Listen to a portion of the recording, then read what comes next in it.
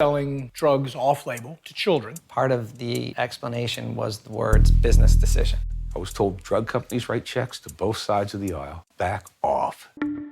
There's been an alarming number of serious adverse reactions and even deaths that some say are linked to the vaccine. It's a $30 billion a year industry. The government has said they're safe and effective for everybody. Now, the evidence doesn't suggest that.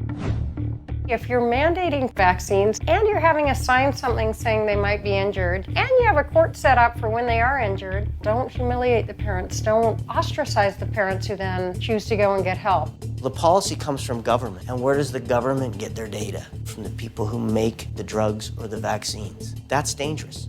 I was in a generation that was courted heavily by the pharmaceutical industry. They said, there's no way this is influencing my prescribing. And there's data to suggest that I was wrong.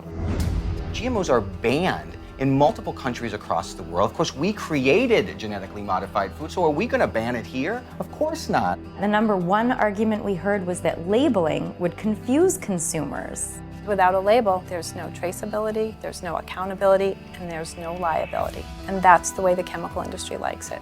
The biotechnology industry actually have in their contracts with farmers a technology agreement that prohibits the farmers from using any of their crop for research.